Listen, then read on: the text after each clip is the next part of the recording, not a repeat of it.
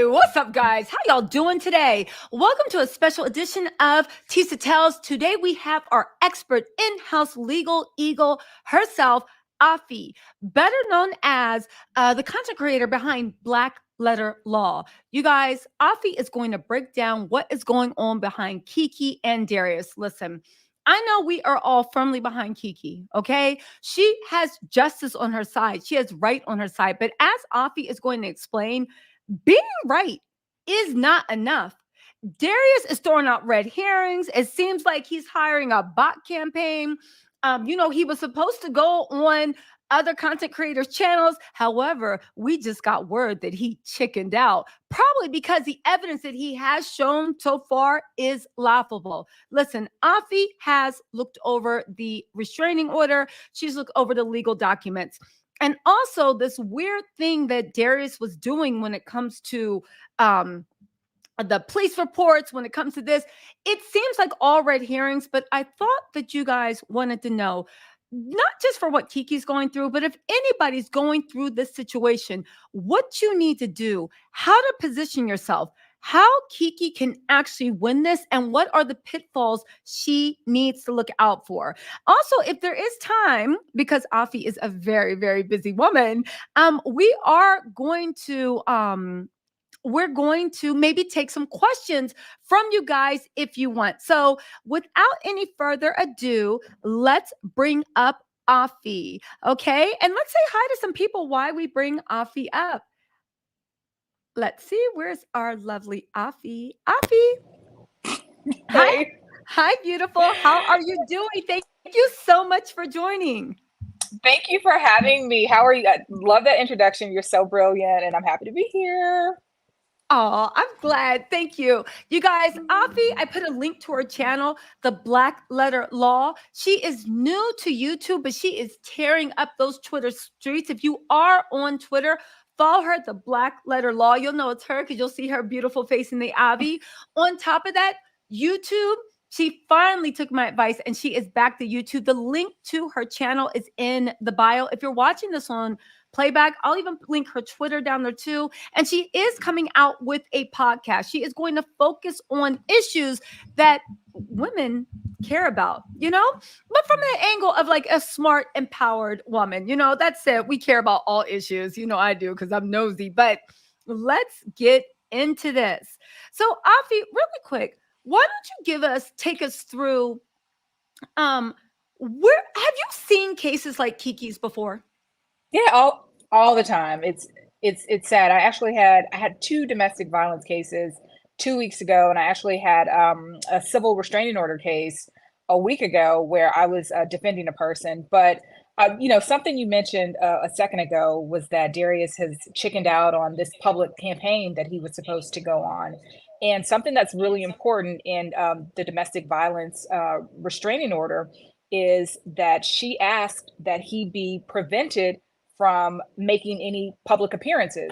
Like I've got it right here. It says Darius be specifically restrained from harassing me publicly by commenting about me, my family, and or the son online, which is why you will see a lot of stuff that's come out has been through family members. It's been family members and these anonymous tips. It hasn't been him defending himself. Oh, wow. So just to understand, because you came through the door waving the 4-4. So just to understand, because if you guys don't know, right? Armand Wiggins, who was supposed to be on Armand's channel, because we were waiting. I was like, we're going to catch him on the way in and the way out. Armand Wiggins literally just said that he literally, let me just read this. He said that there's been a change and an update to the live. I was supposed to have a guest on from Darius's camp. Now, funny, earlier he said Darius would be on the show. I thought it was weird that he changed to Darius' camp, okay? Then he said they are now a little nervous to come forward. So, because I cannot and will not speak to his innocence, I'll just be going live to provide you additional info that I've received. Again, Afi has just told us that because she has the whole restraining order. We'll go through it if you guys want. I'll put it on the screen. But one of the conditions is Darius, right, is prohibited from speaking on Kiki, their son, family members, or anything that concerns. For anybody that is looking for a restraining order, just know that it doesn't just protect you physically. I guess these new restraining orders also make sure that when it comes to any form of media or electronic communication, you are also protected as well. Yeah, because All right. it could be like physical violence. It could be different types of harassment. It can come in different forms. So it's all types of Mhm. protection. And something that I always like to tell people is that you don't always have to have an attorney to represent you. You can just literally Google it, like whatever your jurisdiction is. There's going to be a self-help department usually, but there's also going to be a form that you can fill out asking for different forms of protection. So. And how much in the state of California could Kiki have expanded this? Did she expand it to the maximum amount of protection she can get, or did she keep it very narrow, the protection she was asking for? I think she kept it. I think she kept it very narrow. It was just for her or her son. I mean, she could have asked for protection for whoever I guess she's a legendary was making threats against. So it could have been her mother, her sister, or any relative or friend. But I think she kept it pretty narrow and pretty specific because at the end of the day, she's going to also have to have a full restraining order hearing. What she just submitted was a temporary restraining order. It's ex parte. Darius doesn't need to be served for, various reasons, like she's in fear and it's an emergency. But she Okay. has to prove things ultimately at the actual restraining order hearing, which is usually between 10 days and 3 weeks after the temporary restraining order has been granted or denied. Okay, I believe the judge set the court date for December 5th to make it permanent. But let's just rewind because you said so much that I want to dive into. One, so you think, and of course, we know this is your opinion. You are not giving anybody legal advice, of course. But in your No legal advice. opinion, but in your opinion, you actually think that Kiki was smarter to keep it as narrow as possible because since Darius was ex parte, meaning he was not present, and we'll go into that in a second, she had more of a chance to get it granted, the temporary restraining order, than if she had been like, listen, I want him to stay away from me, my mama, and everybody else. I think she had a certain amount of proof, and she asked for her and her son, and she had proof for her and her son. So that's what she offered, and that's what was most important to her at the time. And a lot of times when people are dealing with domestic violence issues, they don't want to, I hate to use the word drag, but they don't want to drag other people into their problems. Yeah. So, I think she did what she thought she needed to do for her and her son. And if you look at the petition, something that she's always said, well, not always, but since she's had her little boy, is I'm a mother, and that really hit me when she's like, I'm a mother. And in the petition, she talks about Darius making statements that she kind of felt was a threat to her son. And I think that may have been what made her really pull the trigger and move on this, because according to her in the petition, she's been abused, since for a long time in the relationship, according to the petition. Okay. Now, one other thing that people seem to be confused about, and you're a legal expert, so let's break it down. You said the restraining order was ex parte. What exactly does that mean? And could you contrast that into what a traditional, because I look at restraining order like two people arguing, then going in front of the judge. What does that mean in the state of California? Okay, so, and it's pretty much everywhere the same thing. You'll see it a lot in custody hearings, like an ex parte emergency custody hearing. And then, you'll see it in domestic violence situations and restraining order situations. But ex parte just means without the other party present, because everybody has a right to be heard. So you can't just have one party going before the court arguing their position. You have to notify the other person, meaning you have to serve them, and you have to give them time to get their information together and get to court. Ex parte means, hey, I need to see the judge because it's an emergency situation. I either cannot notify the other party, or if I do, it would put me or my loved one or whoever the subject of this restraining order is in jeopardy. So that's what ex parte means. That's why you grant the ex parte or you deny it based on the evidence that you have. And then after your request for the ex parte hearing, they will always grant a real hearing, or not a real hearing, but a second hearing where the other Okay. party can be present, where they've been served and they're present, or they have an opportunity to be heard. Does that make Okay, sense? that makes perfect sense. Here's the thing. When Mhm. he's presented with a restraining order that was made ex parte, what does he have the evidence in front of him, all the evidence that was presented, or are they saying, listen, based on the evidence provided, we've granted you blah blah blah, and then his lawyer or he has to contact the court to get the evidence? Like, how does that work when he actually is served? It's literally just an order. Okay. It's an order, and then he has to be served. Usually they'll serve you with the restraining order and the order for the actual hearing. But I Okay. don't know that you'll have like. Oh, hold on. We'll get Afi back. Afi back. Girl, Afi. that Oh, is there my you are. reminder. That's my reminder going off to Oh. get on with you. Jesus Christ. Anyway, but yeah, but Okay, yeah, so just. Mhm. I'm sorry, please continue. No, I'm saying you asked about the evidence. Oh, because the reason I Yeah. asked that is because my sources told me, and thanks for confirming that, that when the news leaked about Kiki and Darius, um, Darius had just gotten served. And then Mhm. Darius's brother treated the most vile, horrible, hateful, blah, blah, blah, blah, blah, blah person. Kiki's mom then jumped into action. And you know, she's not with the drama, and was like, listen, I've never done this, but I need to come out and protect my daughter. Mhm. When he treated the most vile, hateful, abusive person ever, Darius actually retweeted that. The Mhm. funny thing was, my sources told me, I did a whole video about this, that Darius and his family, but definitely Darius, was mobilized immediately to try to paint Kiki as this wayward woman who was a bad mom, who was abusive, because I mean, this is speculation. Darius is a bum. He don't got a job. Kiki's his thing. He wanted to live off of Kiki and thought that he could either get child support from her, or at the very least have her buy him out for full custody. And when that happened, they started this campaign to paint Kiki as the abuser, gaslight America.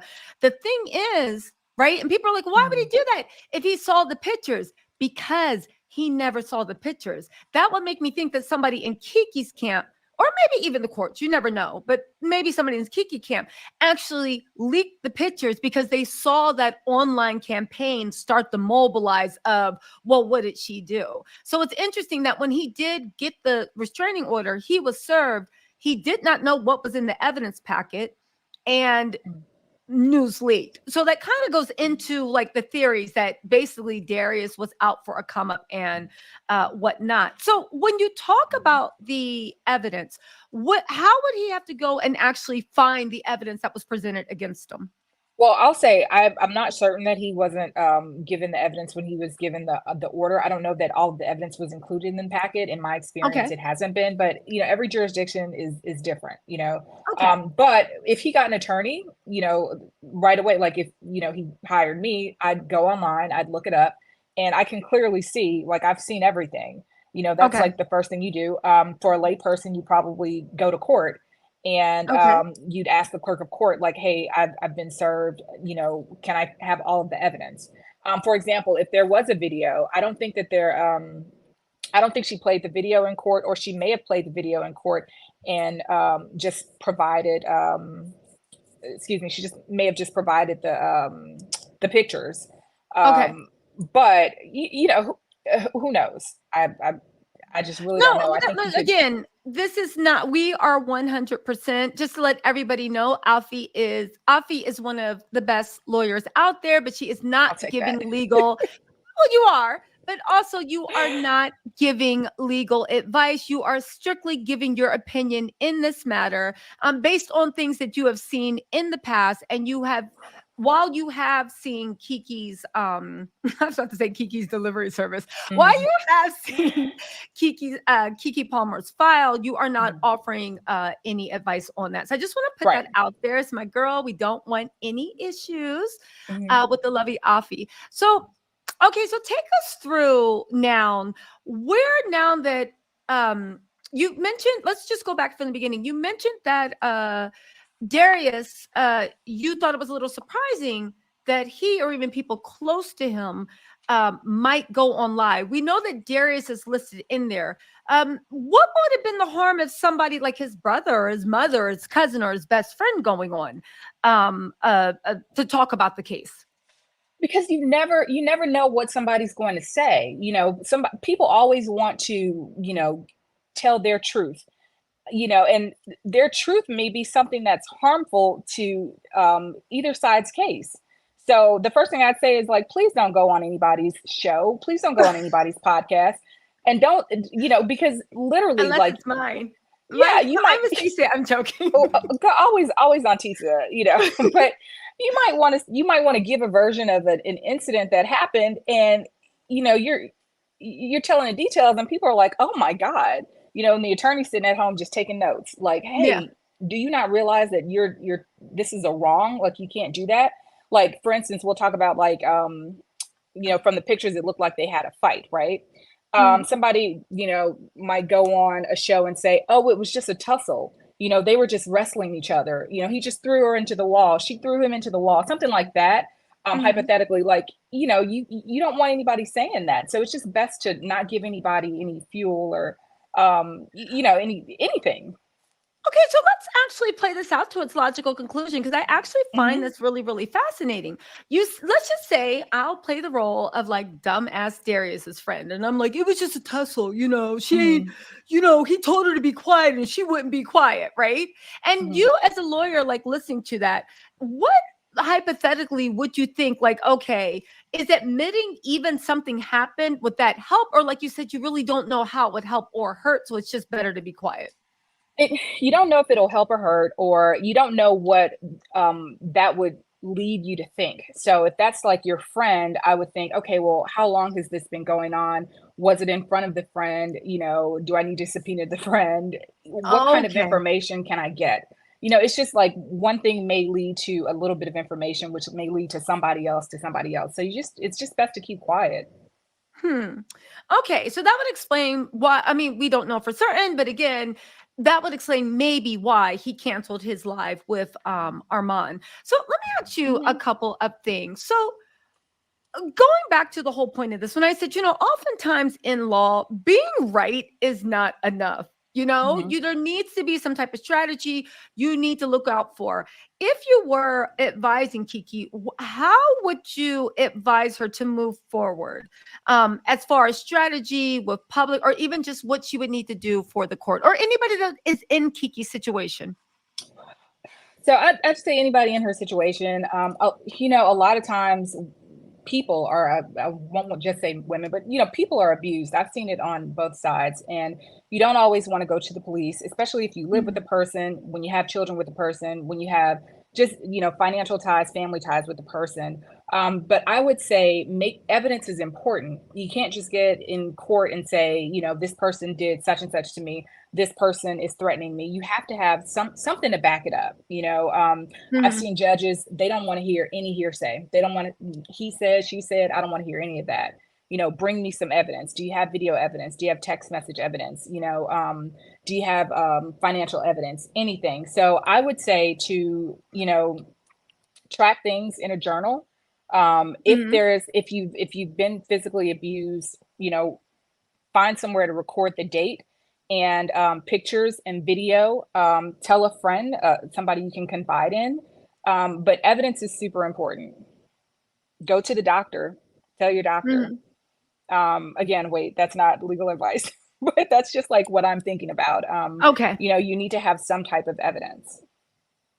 And when it comes to when you are finally, do you think that as far as building a case, okay, assuming that it doesn't jeopardize anybody's safety, is it a good thing to start talking about it, or should you just wait until you're ready? When you're talking about building evidence, again, I know that you don't want to pull too many people on it, but what if when I decide I want to leave an abusive situation, I start talking to people I trust about it, start telling my friends about it, start telling my family about it, maybe call when he's screaming at me. Like, is that good just to start making sure that people outside of yourself actually know what's going on? Yeah, so like that, so that's different types of evidence, right? So if Okay. you're in but it's just it's so unique for everybody. Like your partner, um, you know, whether that person is predictively abusive, what they do when they're in the midst of their abuse, or maybe you Hmm. have an unpredictable person. Like you don't ever want to just jeopardize your safety. But Okay. yes, if somebody is abusing you, call somebody. If you're not calling 911, call a friend, call a family member, somebody who can hear that person's voice in the background. Or immediately after something happens to you, make a video of it, or and not saying that video is going to, the judge is going to accept that video, because you can make it at any time, or you can always, it's so tricky, people can always set somebody else up. But yeah, tell somebody that you can confide in, somebody that you trust, and then start making, I think, your personal record of it, because people are always like, well, hey, why did she never call the police, why did she Hmm. never go to the doctor, so it's just like the best way you can make a record of it, if you're planning on leaving, or if you're planning on executing, a request for a restraining order. Okay. Um, so what are, and we're going to get into the police report. We're about to get into the police report. We're about to get into his injuries, and we're going to actually go through the restraining order and pick up a few things that other people, they might have saw it, but they glossed over it. It's going to be really, really Mm, interesting. But right now, so what are the next steps with Kiki? mm, We know she's going to trial to make the mhm. restraining order permanent. Um, I would imagine that there is enough evidence to actually get a restraining order for her. But can we talk about the restraining order for Leo, which is very, very, I don't want to say difficult to get, but I have concerns just, that, to get a restraining order against a child, it is encroaching on parental rights. Mhm. However, let's just say that everything Kiki says is true and that he is a danger. How would the court navigate making sure the child is protected, but also making sure that parental rights are not Protected and honored, right? protected? Because the Yeah. court Mhm. has the court. If you guys don't know, legally there is all parents have their parental rights are protected. So for the court to take away parental rights or encroach on them, it's something very serious. But why don't you weigh in on that and explain much better than I could? Let me tell you, that is more so for me, family law. I have, in my career, I've dealt with probably less than 20 family law cases, because it is dangerous. Yes, domestic violence issues are dangerous. When you get involved with family law, it's also dangerous. I always say, like, I don't deal with people when it comes to blood and money, and that is what family law is. Like, it can get very violent, because having your child taken from you is it can be like just gutting. So Yeah. I will say is not my area of expertise. I will say that you know, you always do what's they call it BIC, whatever's in the best interest of the child. So Okay. that's what they would look at, and there are a list of factors that you weigh in on when it comes to the best interest of the child. Okay, definitely. So there are a list of factors, and we're not going to take you through the legal prongs, Mm, but oftentimes, not oftentimes, but there in times like this, that the parent is for whatever reason a danger to the child, whether it is because of illicit substances, whether it's because of this. Usually, sometimes they will actually say that if that you have to go through some type of counseling, the mhm, court has to deem you fit again. You have to have a certain period where there are no incidences, basically prove. But even then, that's only a beginning of the way. Then the other parent can say, well, hold on, you trust them, but can this be actually court supervised visits? I would imagine that is when you actually have to show up at like the courthouse, and mhm, that's where you supervise. And there usually is some officer of the court, usually a child psychologist, that is observing it. And then if you pass all those tests for however long the judge says, then the other parent can even be like, okay, but how about this? And Kiki has enough money to do this. How about there be a nanny at the time that the child is supervised until we see? And there would have to be clear progression showing that you are a loving, involved parent, and that at the end of the day, you're not in any way taking your anger out on your child. Again, if somebody is a stone cold sociopath, I'm sure they could just sit there lying in wait, but often it is very, very Mm-hmm. drawn out. And you know what it is? People always show who they are. It might, for a second, you'll be able to fake it like, no, I'm calm, cool, and collective, but eventually something slips. I mean, this is the time. I don't want to say it because it sounds messed up. Maybe like racism might work in our favor because the court counsel will be like, what are you doing being a violent Black man? You know, that would be the one time that you could be like, yes, get him. He is violent. Get him, get him, get him. But all jokes aside, okay. So it's very tricky. No, I've seen that though. No, you're spot on. I've seen that in California where you have, supervised visitation. You'll have a counselor, especially if somebody has possibly an anger management issue and they're going through courses to, rehab themselves, and they can only visit with the child with a designated person there, and they'll never have to have any contact with the parent. So the other parent, I've definitely seen that out here. Yeah. Again, I don't want to make light of systematic racism, but sometimes, listen, a win is a win. A win is a win sometimes, right? So, okay, so I know it will be very complicated, but it is family law. I don't know, what does your gut tell you about how difficult it will be for her to actually establish that she had that to get a restraining order for her and her child? I don't think it'll be challenging, especially because he's so young, and I think he may be breastfeeding. So I don't think that would be a challenge. But there's so much that we haven't seen. There's so much evidence that I'm assuming we have not seen yet. And she's got time to gather more evidence. And of course, he's got time to gather his own evidence to, rebut whatever she's saying. But I think based on the petition that we've seen, she's got a pretty good chance. And you know what? Like, we saw something from, what was it, February 2022, and something from November. I would wonder what's happened in the in between. Were those the only two incidents, or is there more that she hasn't shown us? So funny you say that. Kiki, at least when you read the wording, makes it, and again, she might be hedging her bet to make sure that it puts the fear of God in him, because I don't care what anybody says. The first time somebody tells you they've been hit, it's like a 0.00001% that is the actual first time they've been hit. Judging by the way her mom was acting, scared. Let me just go off on a little pathway. Do you often see people just do the dumbest thing? Because I was actually a little bit confused when Darius released the audio of Kiki's mom saying she's going to put an MF and bang bang in his head. To me, that made him seem more guilty, because that sounded like a mother that was scared, that was trying to talk real big and bad to get her daughter out of a situation where she was not close. I heard the terror in the mom's voice, and I heard the bravado. Do you find it, and again, not from your clients, but just in court, that people will not really listen to sound legal advice and do things that in the long run, you're like, how did that help your case? Because they're stuck in tunnel vision of what they think is right. Oh, absolutely. Because I said a second ago, people want to tell their truth. They want to tell their story, and they think, and I always tell people, once you have the government involved in your business, like, people think you can't handle your business yourself.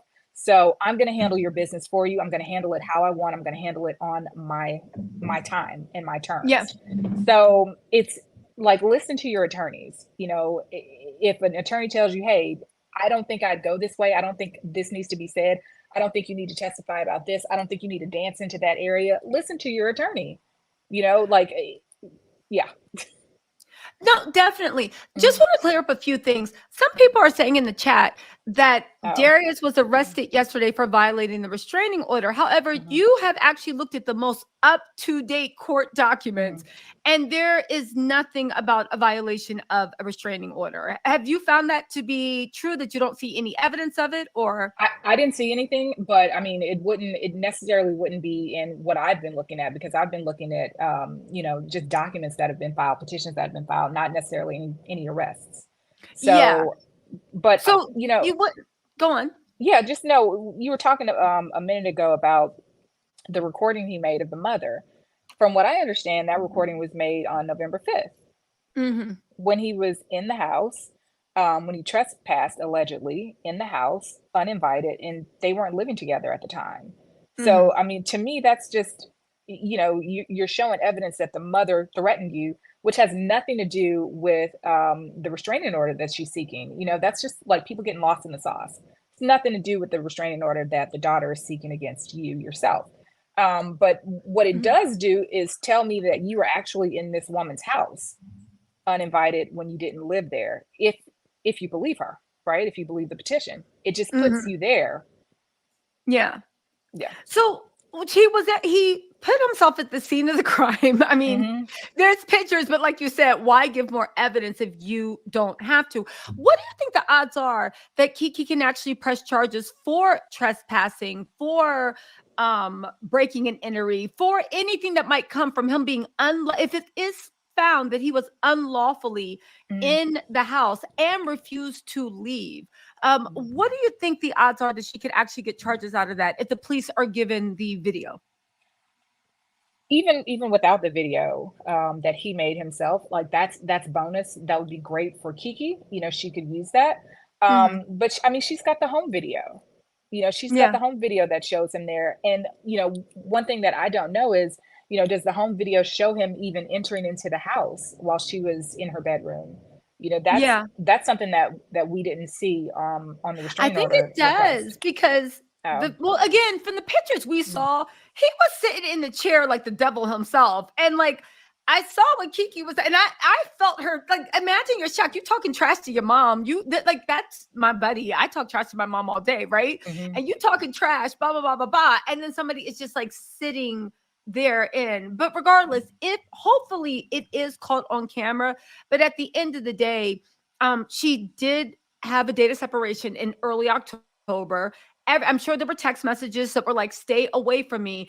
Do you think that even though the police weren't there when he broke in, that if she chooses to, after the fact, she can press charges for trespassing, breaking and entry? And I think in the restraining order, we'll go through it. I think he actually took her phone, maybe even robbery. Well, I think did he give it he gave it back, or there's like a definition, intent to permanently deprive a person of a thing that you're Okay. taking, so I don't know if he gave it back or he threw it away or something like that. But definitely I think that she can pursue a trespass charge. Hmm. I looked up, breaking and entering, that's like burglary. You'd have to have like an intent to commit a felony once you get in the place. But definitely a trespass charge. I think that, like, depending on what actually happened, she may have a battery claim. If there was actually a fight. Hmm. Again, there were stills. I don't know exactly, what happened from the stills. I'm sure somebody can put them all together and, um, Hmm. before the restraining order hearing. But we'll see in the video. Okay. So we'll see that in the video. So I have another question. Let's go back to if she was to get a battery charge in the Mhm. state of California. If let's just assume this is his first battery charge, what would that look like as far as jail time? Or would it be probation, or would it be rolled into the restraining order? Like again, what does that look like? It's uh, it's a simple misdemeanor. It's no real jail time, especially if he doesn't have any, um, prior convictions. Even if he does, Okay. like it's just a simple battery. He might get Okay. probation and stay away order. Okay. So another person said he can be QT1 said he can be charged with robbery in LA County for taking her phone. He tossed the phone and they made him give it back. I think I read that again. This was TMZ. We'll go through the actual restraining order, but I Mhm. think TMZ and a few other people actually did confirm that the police made him give the phone back So he when the was police there. were called. What's So that? he Yeah. was there when the police arrived. Yeah. Well, this is what it's so convoluted, and like you said, nobody really knows what happened. We only have Kiki's what was actually written in the restraining order. So you know what, Mhm. let's get into the restraining not the restraining Yeah. order, the application for restraining order, I'm and like, did let's get he into did he that. wait? Did I I let's don't get know. into it because honestly now I'm getting the timelines messed up between what I read and what's actually there. Let's put this up on sorry, let's put, where are you? Little, okay, here we go. Let's put this up on the screen. Okay, so let's go through this. 1 second. Find the You start tab. humming, you're gonna make me hum too. Oh, sorry. I'm like la da la da da. Break out in song next. Yeah, hey guys. Let's get this going. Where is this? Okay, so try. Oh, here we go. All right. So let's go through this. Let's go to page. Okay, do you have it in front of you? No, I can pull it up though. Okay, so we're just looking at the application, right? Kiki is 30 years old. She looks so young. We'll skip over all the pertinent information. Let's just go to page 2. Leotis. Okay, let's get all the way down here. You know, they're saying that, let's get to the date of most recent abuse. It happened on November 5th, right? She's saying that Sharon and Laurencia Palmer actually heard it. Okay. I'm assuming, we don't know if her sister Laurencia was actually in her house, but we know that her mom definitely heard it. They may have been together, the sister and the mom, because on audio we heard him saying, "Where's my baby?" So maybe the sister and the mom were together. I think I heard that the baby was with the sister. Okay, that would make sense, because if you guys don't know, he is claiming, okay, if you guys don't know, he is claiming that he had texted her weeks back about taking his son to an Eagles game. I don't know why you would need to take a 7-month-old child to a football game, but okay. She never got back to him. They were already on the outs because he had been abusive. So what Kiki's saying, and she was like, "Stay away from us." He texted her weeks ago and was like, "I'm taking the baby to the football game." She never got back to him. She never confirmed. She was just crickets, right? And that's when he decided to break and enter into her house. And that's why he was demanding, "Where's my baby? Where's my baby? Where is my baby?" Like a psychopath. Okay. Let's move on. Oh. Okay. So we are on page 3. This is where it gets interesting. Okay, let's get into where it gets 5D. interesting. Okay, so why don't you walk us through this? Tell you, counselor, please. No, I'm looking at, so we got page 3. Of course, Sharon and Laurencia were, they either heard or saw what happened. 5D, it says, "Darius trespassed into my home without my knowledge or consent, threatened me, then physically attacked me. Number 1, lunging for my neck, striking me, throwing me over the couch, and stealing my phone when I told him I was going to call the police." That's 5D. And then on 5F, she says, "See the attached declaration and exhibits, which include security camera stills of video, which captured the attack." So in the declaration, which comes, you'll see that after, this initial few documents, she just gives more details on what happened during the attack. Okay. It is important to note that she did say, they asked, "How often has the person abused you like this?" And she actually checked other. They gave you just once, 2 to 5 times, weekly. She hit others and said multiple times over the past 2 years. Okay. So has the person abused you in a different way from the abuse you described in item number 5? She said there was an attachment. She said, yes, multiple different ways. See attached. She said, "Did anyone else hear or see what happened on this day?" Yes. Did the person use or threaten any type of weapon? No. Did the person cause any emotional or physical harm? Of course, she put yes. She put, "Did the police come?" She put no. For details. So let's get out into let's get She said, "Did the police come?"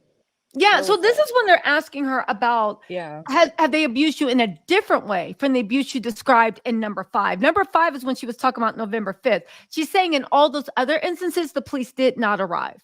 Okay. So I guess this was the first time that she called the police. And honestly, I want to say because Keke is a superstar, that's why she didn't call the police. But honestly, at the end of the day, we even see with video, with evidence, with a spotless reputation, people are still trying to find a way to blame her. So I understand why people, I mean, it's embarrassing. It's humiliating.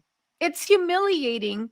People get humiliated even from like fights on the street with just like regular people in school. I can't imagine if this is somebody that you picked, that you stood beside, that you tried to start. You know, a lot of times when people are talking about their significant other, you know, most of the time it is good, but there's always a time where people are doing manifesting and speaking life into who they want that person to be. So they'll be like, no, he's the best person in the world. And meanwhile, he's the devil incarnate. So she really stood behind this man. She really, like, you know, bought into a lot of the BS that he was telling her. So I can see why she was like, she couldn't show her shame because she was a part of the false image that she had put up to protect her pride, which I think anybody would do. So she said, okay, so look at this. She said, is there other abuse by the person, Darius, that you want the judge to know about? She said multiple. This is in section 7 on page 5. She said multiple. See attached. This is in. She said, did anyone else see what happened? Yes. Did this person use or threaten to use a bang bang or another weapon? She said yes, a bang bang. So he's actually pulled that chopper out on her. I'm trying to walk around monetization, but he's pulled that thing out on her and literally threatened her life with this. Again, she said it caused her great emotional harm. Let's give more details. Did the police come? No, they did not.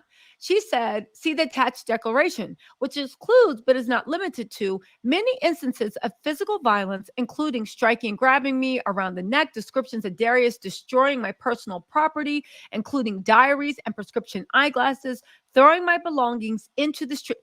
How is this? How is he throwing her mess in the street and she pays all the bill?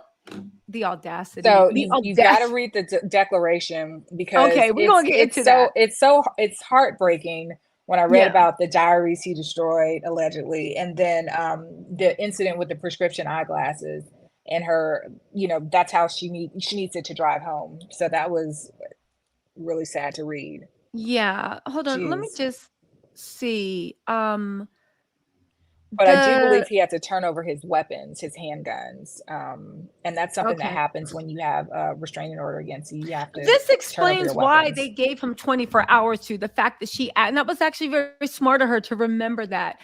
She said that throwing my car keys to prevent me from driving away, hitting me in front of Leo, spewing profanities about me to Leo, threatening to delete himself with a bang bang if I left him, harassment and other physical. Listen, the thing is, I've heard a lot of ignorant people I've heard a lot of ignorant people actually say, I just want to address a few things. Cecil Prosperity is one of these ignorant people. Maybe they're trolls saying, what other false images does she place in front of the public? Her mother's threat was to blank him in the blank. That was a threat. Is she charged? Is who charged? Kiki? Because go on, please answer that. No, I'm just saying, like, that's something we talk about. Like, the first issue is relevance. This is irrelevant to what Kiki is alleging. Whatever her mama said, whatever his brother said, whatever his mama said is irrelevant to what she is alleging that he did to him. Like, you have to stop bringing these outside issues in because it's not relevant. That's the first thing the judge is going to tell you. I don't want to hear about that. It's not relevant. Keep it moving. Like, what is relevant? Show me proof that he struck her. Show me proof that he put his hands around her neck. Show me proof that he took her phone. That proof is on video. The fact that her mom threatened him, so what? I don't care. That's not relevant right now. All right. That's but you bring up a good issue of relevance. I think a lot of people don't realize that. Let's just say, like you said, he is like, I'm going all the way with this. My life was in danger. Like you said, the judge is like, we are talking about this DV situation. He would have to bring that up in a separate action, would he not?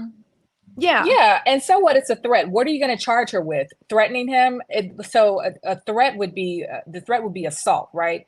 Mm. Assault is putting somebody in immediate fear of, fear of immediately bodily injury. She's on the phone threatening to put a bullet in your head. That's not assault. So what would you charge her with? That's just something like, get out of here with that. It's just something, it's a red herring. It's like trying to divert my attention from what is really going on. That's why I'm so glad that I have you here because, I'm a blogger all day. So, like, we hash things out in the court of public opinion. But when it actually comes to law, like you said, the judge would be like, I'm sorry. Like, where is the relevance? Go take that out with something else. Go press charges. I am only specifically concerned with whether you laid hands on her. And what if Darius actually countered? Well, she laid hands on me. Darius would also, what would the judge say? Like, okay, so now you definitely have a restraining order. You see what I'm saying? Like, it would, in the long term, even if he found, okay, you guys laid hands on each other. Let's just say, I don't think that's the case. I think that I'll show you guys the picture later. I do think that it looks like he has defensive wounds from somebody trying to protect themselves. But at the very least, it wouldn't really help Darius's case to get a restraining order thrown out if he's saying, yes, this is very violent and I do fear. Wouldn't that just reinforce Kiki saying, well, then we need restraining orders to stay away from each other? If he says that, yes, we do have a volatile relationship, I'm being hurt as well, there could be reciprocal restraining orders, but he would have to prove the same things that she's alleging against him. He would still have to come with his proof. He can't just say, well, yes, she beats me up. Well, we need proof. Just like she's saying he beats me up. Well, she's provided proof, and I believe she's got attorney Laura Wasser, I believe. I believe there's going to be more proof. Yeah, look at the look on page 2 or page 1, I think. It's Wasser, Cooperman, and Mandels, and oh wow. And if her you attorney's guys name don't is know, if you Erica guys don't know Lubens. who Laura, if you Well, guys it's don't not know Laura. It's Erica Lubens and Jennifer Mora, but it's from Wasser, Cooperman, and Mandels. It's a huge family law group. and they know what they are doing. If you guys know Laura Wasser's reputation, I'm telling you, anybody at her firm, you can pretty guess that you're going to get the best representation that you can. So Kiki is not playing with this. So he would have to prove. So these pictures that are circulating around, let me pull them up really, really quick. They're nothing gory or anything like that. To me, they look like he literally scratched himself up, but let's just take a look at them because, whatever. In these pictures that I don't know, that somebody close to Darius actually circulated, right? Armand said, I'm gonna be honest with you in the well, you know what? Hold on, we just went past that. Let's get back to what Armand had to say. Armand said, I'm gonna be honest with you in the audio between Darius, Keke, and her mother. None of it was ever about him putting hands on her. It was more about him harassing and cussing her out over Usher. However, she did admit to blanking him. But you'll see and make your own conclusions. I'm just here to provide the tea. I do want to say this, right? We have a lot of respect for, of course, Armand Wiggins and any other blogger. That's the thing when you come to social media, unlike the court, and this goes for even people on my channel, right? It's social media. Unlike the court, you can chop and screw an audio. You can doctor pictures.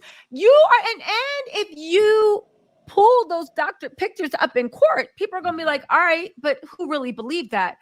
You can't, I wouldn't trust any audio. I wouldn't trust any pictures. I wouldn't trust anything except what has been accepted as evidence and verified for the court. Because could you explain, like with evidence, they do a little bit to make sure that it is something that is verifiable, correct? Yeah, like, you just said it, chopped and screwed. I'm looking at the all caps. None of it was about him beating her. I don't know what the expectation was on this conversation. This conversation that a mother and daughter were having when there was an interruption from, an outside party. What did you expect to hear on this audio? A recitation of all of the abuse or the alleged abuse that's happened throughout the relationship. I'm telling you, these judges, these family court judges, there are some judges, all they do is handle TROs every day. They sit on the bench and, they don't have, they don't suffer drama really well.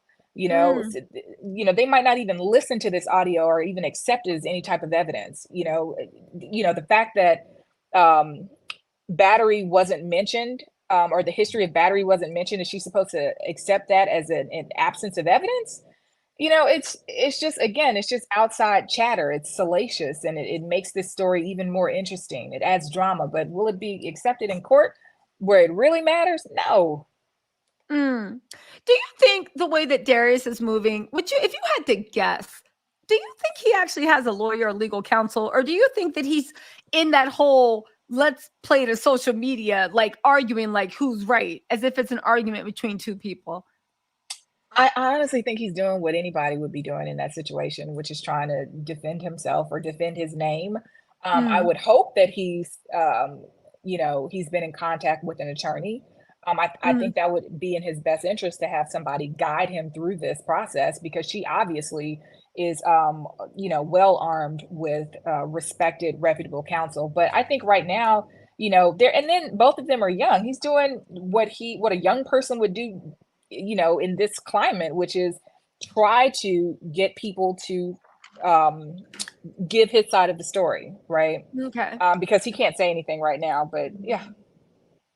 Okay, so like he wants to plead his case to social media. Let's talk about what was also submitted, which was the police report. Now, I'm going to tell y'all now, when I first looked at this, I was like, this is fugazi. Y'all know me, right? I am the first person to be like, oh, child, girl, security. Like, I'm quick to call security. I'm quick to call the police. No, I am not messing up this face. I'll see you in court, right? When I first saw this, I was like, I've never seen an actual police report that was taken on the scene that looks like this, because usually police reports are written on that triplicate paper where they tear off a copy for you, they tear off a copy for the other person, and they keep a copy for their records, and then they go back to the police station, they enter it in, and then you can look it up 24, 48 hours, whatever it is, right? 24, 48 hours later. Also, for something to be so messy, right? There were a lot of things going on, even by the restraining order. He broke up, he broke in, we broke up. There was a lot of detail that was in that actual restraining order. But when you see this, which is held out to be a police report, it's forgetting, like, the fact that y'all think that Keke wouldn't have mentioned he broke into my house, he wasn't supposed to be here, my mom was on the phone. It is devoid of all detail. Also, if you've ever seen a police report or had to make a police report, even about your car, the police do not make, there's like, you tell the police and they're just like, anyway, so no crime here, because they're going to have a record of like, okay, but what was the call for? There was a call for break of entry. There's a call for domestic violence. But that said, right, from your opinion, okay, what would you think of this document? What does it actually look like to you? Or does it even look like a police report? Again, it could be. I just find it odd that the police would not have any detail at all. And Keke wouldn't, and they wouldn't have said, we spoke to the man, we spoke to the woman, we arrived at the residence at this time, we left at this time. Like, this is what police reports actually have in them. What's your take on this? I don't know what that is, but I don't know. Like, I'm always like, provenance, like, where did this come from? Mhm. Who sent this in? Also, it's cropped. So I'm Mhm. like, what's to the left of it? What's to the top of it? What's INC number? Is that an incident report? Did somebody go to the police station after an incident and want to make a formal record of what happened? Or, were they looking for some type of advice or something like that? Like that, it just looks like an incident report. It doesn't look like it's not a formal police report to me. But again, I don't know anything about that. I don't know. I mean, I don't know where it came from. Are any names on here? Like, There is not one could name. That's somebody have another thing. like They don't written even this up? This say, is so weird. Like, is yeah, this when I, evidence of something? What is this well, here's evidence the of? thing. Again, it's not an actual court document. It was taken as fact. Again, to me, when I get stuff, I'm like, let's look at the validity of this. Again, I've Mm. actually seen real police reports. I've seen accident reports. They usually have the time they came. They usually have the time they leave. They usually have let's just say female responded, called, blah, blah, blah, blah, blah, arrived at the scene. They have enough so that if a person is in the, and they're entering it in, and this needs to go, the DA has, okay, there, it's just the bare observations of what the police actually saw when they arrived at the scene and what was told to them. I've never, and again, I am not the head of police, but I've never seen a police report where they're saying there's no crime, right? No crime. Okay, but what happened? Where were you there? If this was the actual police report, they'd be like, what do you mean no crime? Like, what was actually called about? So yeah, it's just, I wouldn't even, I'm so dismissive of whatever this thing is. It makes no sense and it doesn't matter to me. Doesn't prove anything. Exactly. I do want to say that some people said, which is it's a valid point. We must remember a lot of police don't care about DV when it comes to Black women. They may not even created a report until after she filed a restraining order. That is also something very, very important. Now, I do think that Keke, because she left them from the abuse in October, I think that she was getting all her ducks in a row. I think that she was moving for full custody. I think that's why when this happened, she was able to move so quickly and so decisively and kind of like, close the circle. But that said, I mean, I think, of course, being a Black woman, of course, right? What you said is 100% true, Simone. I also think just being women, I think in this country, and I can only speak to America, I don't think we take domestic violence as serious as we should. And it's startling in the last year or two, they've started to roll back. Like domestic violence has actually been on the rise. So that's like something scary to look at. I do want to ask you a question. Yeah. Another person said that, listen. Oh, I can see the comments. Yay. Oh yeah. So there's another person that said, I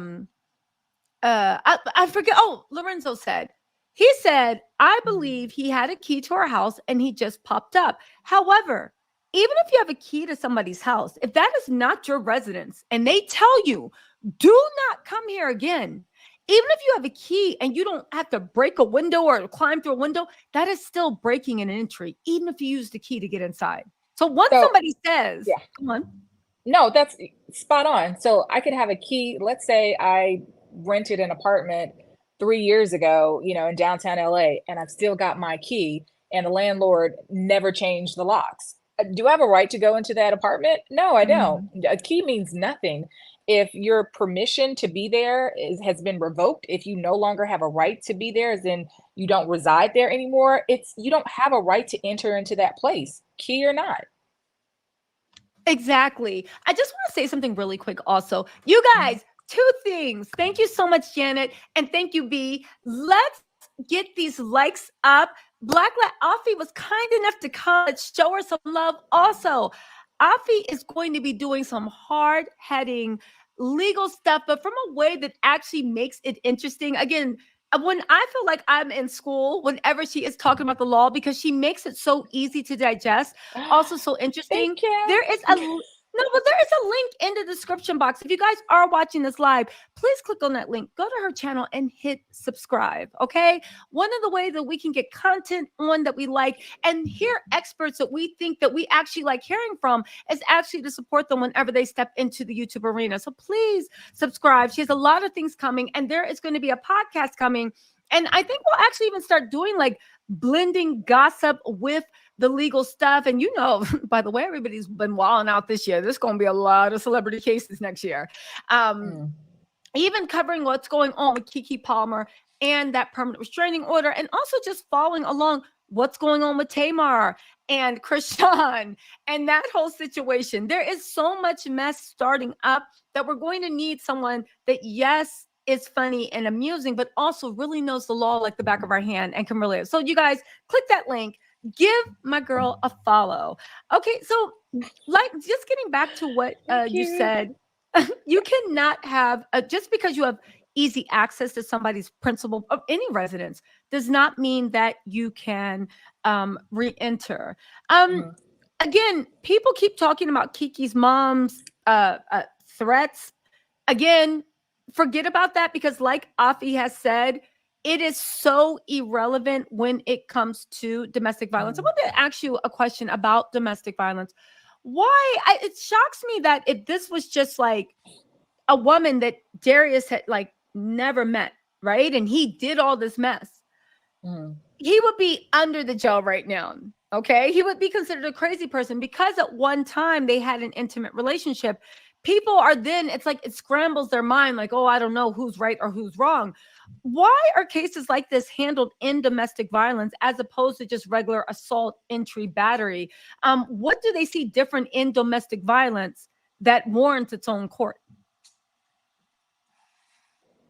Just history. It's kind of like, like I said, family law. I don't deal with blood and money. Like when you've been involved with a person and, there's so much emotionally tied up with another person, so much psychologically tied up with another person. So much about a person and just intimately in their ways, their movements. You have access to that person in a way that you wouldn't with an ordinary person off of the street. So that's why domestic violence situations are handled just with a little bit more sensitivity. Also, I guess, with lovers, former lovers, there's like a crazy kind of passion that can be built up. When you're in a relationship, people's triggers, right? You just know everything about them. Yeah. And you can poke the bear and you can bring out that monster. So you have to handle domestic violence situations with a little bit more sensitivity. Because once it goes wrong, once people are on the outs, it can be really bad. And I'll tell you just from my experience, every jurisdiction handles it differently, but some judges, you'll have a domestic violence situation, they won't give you a bond, or they'll give you a very high bond because some judges, this dog is like yelling. Oh, I can't even hear. Okay, good. Some judges, in especially elected judges, right? They'll give a person accused of domestic violence a low bond, and they'll get out. And there are cases where they've gone out and they've shot that person. Like gone out, shot that person, gone out, strangled that person. Oh my God. Shot up that person and everybody at their job. So some judges will have, or they'll, some judges will have their own thing where, very high bond, no bond at all, or just like very, very strict terms when you're dealing with domestic violence. So it can get bad. No, that makes a good point. And also to your point of there's so much history. I think the people in domestic violence, that the reason why it also gets that is the fact that, there's I think the National Center for I forget what it's called, but it's basically against women of abuse, says that on average it takes 7 times a very serious incidents to happen before somebody actually gets the courage to leave their abuser for an extended period of time. And even after that 7th time, sometimes they still might get sucked in. So I think in domestic violence, I don't know what it is, but a lot of people, and Whole Southern Cooks, thank you so much for the super chat. I'm sure that you probably experience this too. A lot of people will actually, it shocked me how many people had pretty much no empathy, being like, oh, well, you knew the first time, why didn't you leave? And it's just like, it's so sad that it's like, I mean, on one hand, it makes me think like you clearly have never met anybody that's been through this. Because if you've ever met anyone that's been through this, it's a lot nuanced. It's basically like telling somebody, well, once you knew you were addicted, why didn't you stop drugs? And it's just like, yeah, good question, dummy. Like, what are you talking about? Do you think that if I literally could have preserved myself, I could have? So I think that's interesting to say. Southern Cooks actually has something to say. She said, I almost lost my, oh, that's so sad. I almost lost my life to DV and I had a small child. The abuser will manipulate you to feel conflicted about calling the cops and pressing the charges. Again, I think that's so true because the one thing that, sorry, I need to turn my air on. I hate when it's either too hot or too cold, right? But the thing is, what the abuser will do is, the thing that abusers will do that is just like the saddest thing is, that when somebody is an abuser, they will, by the time they've hit you, and numerous studies will show that the abuse has already gotten so bad that 1, you think you deserve it, and 2, you're desensitized to it. It's almost like when, parents some parents hit their children and some parents talk to their children, right? Mm-hmm. Yeah. But you can very well tell what children get talked to. Because if you ever even like tap them or grab them too quick, the kids are like, oh my God, wild animal. People, like, once you are desensitizing, you let somebody cross your mental boundaries, them making contact with your flesh, that is the final component.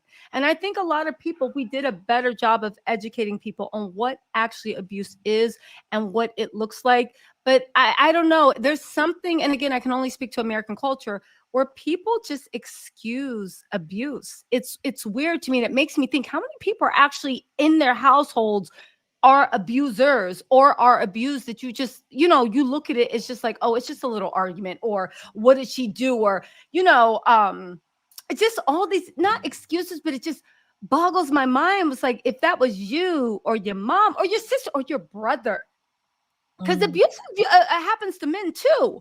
And a lot of men that are abused, they don't want to hit a woman back, and they're too scared to actually say something. Now, I don't want to turn this into men get abused too, because I know women get abused at a disproportionate rate, you know. But again, abuse, whether it happens to man, woman, or child, it is just an ugly, insidious thing. It literally is. It literally is, you know. And to say, how come you weren't strong enough to fight back or perseverance? Because you just weren't. There are self-esteem issues. Maybe there was a pattern from home. There's so many different things, you know. But anyway, I digress. Let's get back into this. Can I comment on that though? Like, so my mom used to be a middle school teacher, and she would tell me, like, she'd have to intervene because she would see it in her classes. She would see, you know, students in middle school having relationships and they'd be getting beaten on. Like, their partner would, you know, beat the other person in middle school, like 11, 12, 13 years old. So it can start at a very young age, but they see that at home, or they are mimicking something that they see on TV, you know, that they think is normal, and the person is accepting it because, you know, they think it's normal and okay as well. So it can start very, very young. Definitely. And thank you, Southern Cooks. Thank you so much for actually sharing your story with us. We really, really appreciate that. And we wish it was the norm, that more people felt comfortable, because like you said, it starts as an early age. Sometimes they mimic what they see at home. But the way, I don't want to say everyone, but the way more people than I expect are very lackadaisical about this makes me think that it's actually occurring behind closed doors at a greater rate than we can imagine. You know, definitely we need to do a better job. Thank God your mom is there to actually, like, you know, from an early age to be like, stop this. Because that's another thing. Last thing I'll say about it, abuse, for anyone that doubts, is not a fair fight. It is literally someone that has gotten into your head and weakened you to the point, and they are just using you as their punching bag. And there's nothing to be ashamed of that somebody was able to fixate on where you felt lacking. Because at the end of the day, I don't care who you are, myself included, we all have parts of ourselves we're like, oh, you know, maybe low self-esteem, maybe this, maybe that. And, you know, we don't think we're capable. Everybody has something. And for someone to actually prey on that and exploit that and get you to the point where they break you so down, it's like, honestly, the way I would look at like a pimp prostitute situation, you know, why are you on the corner selling your body for like a half a pack of Newports and a half drinking strawberry kiwi, a Snapple? You know, it makes no sense, but yet people will break somebody down so much that they really feel like not only do they have no option but to sell themselves for a half a Newport, but also that the person putting them in that situation actually loves them and will protect them, and they can't imagine their lives without it. So that same mentality of breaking somebody down to the white meat, I think, is what happens in abusive situations, you know? Yeah. So again, let's get past this. We don't know what police report looks like this. It might be an incident part. This is just my theory. And that maybe he actually just like walked in because he knew he was in trouble and walked in and was like, I have something to say. And they're like, what do you want to say? I want to make a report. There was no crime. Write that down. And they're like, okay, no crime. Yes. And this is only a child custody dispute. Only. And I want advanced mediation. Yeah. No, that happens. Like, that happened in my case, literally. Tell me Like about that. literally recently, I had a domestic violence case, and the police were called after my client left. But my client cartwheeled over to the police station to make a police report and give their version of the events. So I have that. It still doesn't look like that, which looks like, a piece of a prescription pad, but I have that. That's pretty common. Exactly. Yeah. It Let is me tell my common. piece. Yeah. Yeah. But so again, we'll move on. But you guys, like, and I know, listen, y'all know, I'll let y'all know when I'm just shooting the breeze, when I'm speculating, when I'm like, well, my opinion is, or when the streets are talking. But whenever somebody brings forth a legal document, try to verify it. And if you can't verify it or you don't care to verify it because it's not that serious, just keep in mind, just because you have a piece of paper, it's almost like this is literally to me like a Looney Tunes episode. Somebody submitted a piece of paper saying no crime, and people are like, "See, the police said no crime was committed," and I'm like, "All right, y'all, I can't." Like, Look at the bottom, Tisa. It says, if you wish to comment on the level of service you received, please contact a department supervisor or telephone number. So that's a police telephone number, but it's giving, you walked in and you said, I have a complaint, I would like help. And the service provider at the police station said, well, let me help you out. Again, I don't know what this is or who it's from. There is no name that's attached to it. Looks like an incident number, but that's it. But it looks like there was a service provider there offering a service, and then you can fill out a survey if you want to. Exactly. That's all I'm getting from that. I agree with you. And even the way it says no crime, it makes it seem like he walked in and they were like, okay, so what happened? Oh, the police were called. Okay. She said, I hit her. Did anybody hit each other? No, neither of us hit each other. And they're like, okay, so no crime. All right. And what else? No, this was nothing but a child custody dispute. Okay. And also we want advanced mediation family court for child custody agreement. Again, I just don't understand why the police would even put, we are recommending ADV mediation family court for child custody agreement. Again, we'll move past this, but this is, again, if this is what Kiki's up against, yes, I'm sorry, go on, Afi.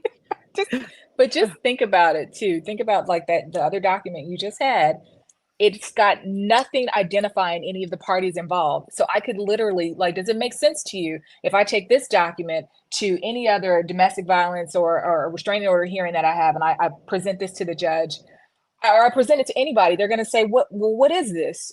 This could apply to anybody. I don't know anything. Who is involved here? So that's why when people see stuff like this out in the media, they have to take it with a grain of salt. Exactly. Yeah. Okay, so we're going to go through really quick Darius's. First of all, this picture. Is it just me? And Darius looks like a bruise will show up on him. I see nothing except that he was picking at the spots on his face. I know that because I pick on my pimples. If I get a pimple, it is going down. I was like, I literally right now see no evidence of. Now, we do know that this can't be from what happened in November. I guess, you want to document everything. But again, I don't understand how Darius thought that this was proving anything. This goes into what you were saying, Afi, about even if he said to the judge, well, she hits me too, the judge would say you need to prove it. Showing up with just your word, no witnesses, right? Unless maybe he has it, I don't know, and some scratches on you. My first question as a judge would be like, when did this happen? Like, what, how, like, do you have any proof tying that she was there, what date this happened? And second of all, that she was even in the proximity when this happened. Like, if this was your client and they were like, I'm being abused, and you're like, all right, bet, what proof? Let's get this restraining order, whatever. What proof do you have? And they gave this to you. What else would you hope they could supply to help make a deeper case so that they would be victorious? Well, if they're saying that they're abused and the other person is not saying that they're abused at all. Yeah, because I would imagine I would go with that. I would say, show these pictures. If this is all you have, let's try and get these pictures admitted into evidence. Let's try and show this. But let's say this is people that are actually, I don't believe Darius is abused, but let's just pretend, because a lot of people in the chat might be going through this, or they know someone that's going through this. And how we said earlier, listen, take pictures. What else in addition to this do you think would add greater weight to these pictures?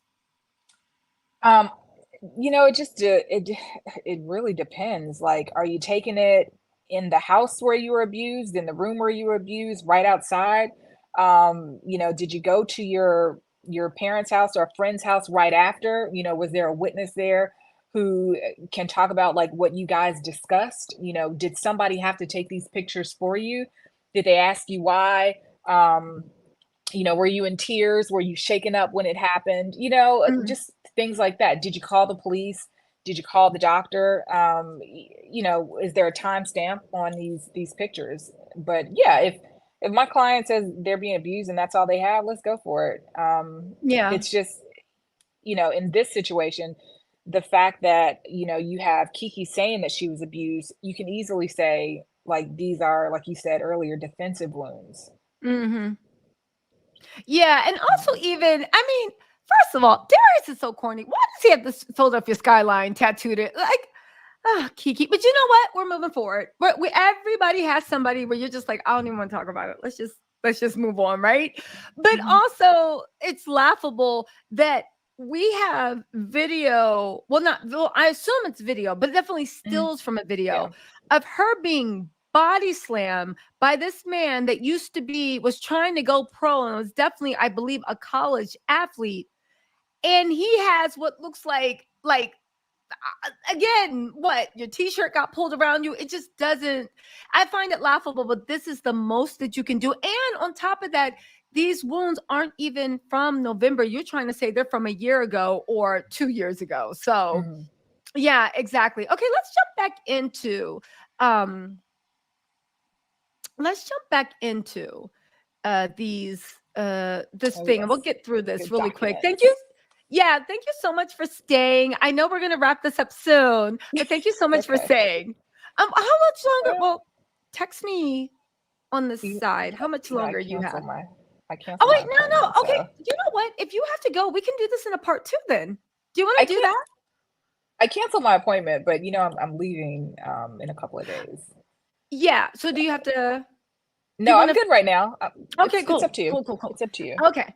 All right. Because if you get time tomorrow, I want you to sit down and talk about what's going on with Tamar and Krishan. But we'll talk about that.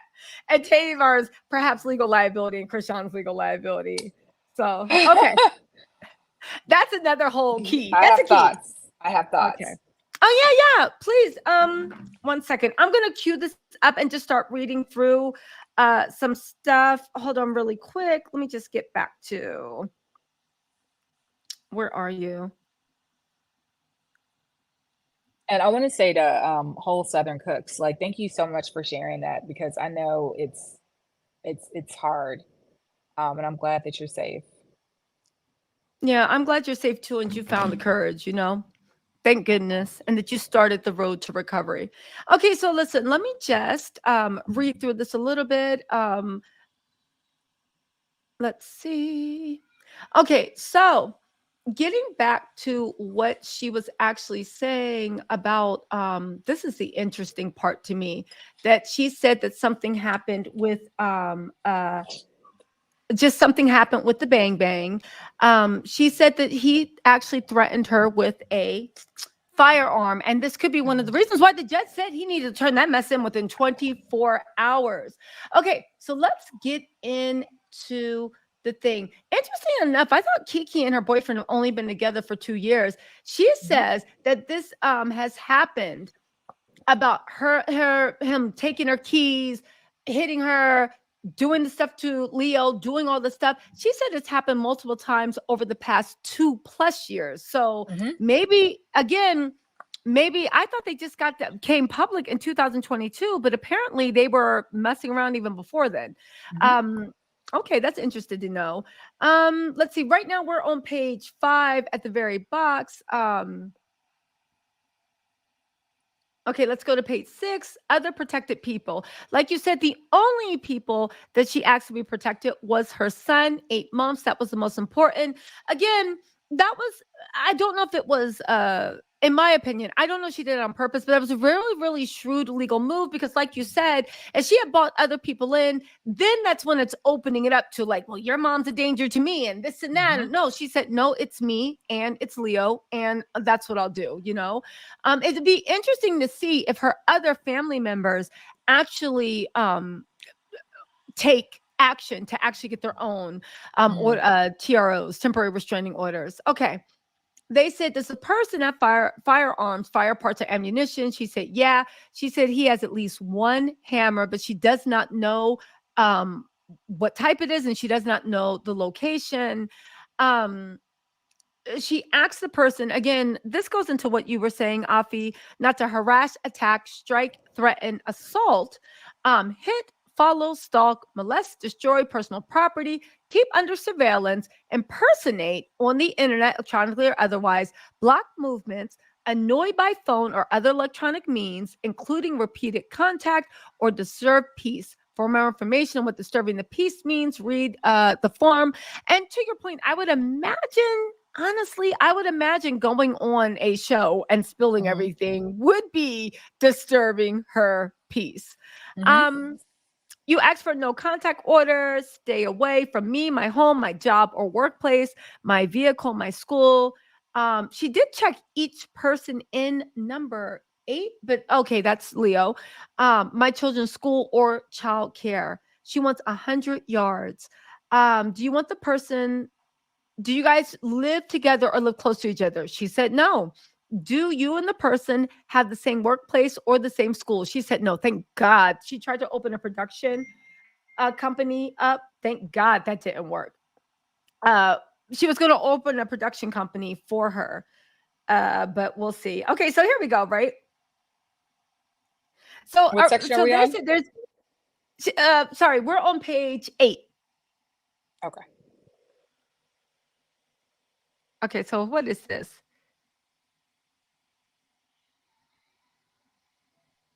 So Armand Wiggins just did another update. He said it's too hot. The people are scrambling. They do not want this audio out. To be continued. Yeah. Okay. So somebody put that fear of God and Darius and his people. The people don't want this out. Somebody has representation now. Like, yes, you can't settle this. You cannot, like, you know, the public audience, like, we can't do anything. You know, you're just gonna give the other side ammunition. Like, this is crazy. No, for real. They put that fear of God in him. But yeah, a lawyer must have stepped in and been like, boy, what are you What is doing? wrong with you?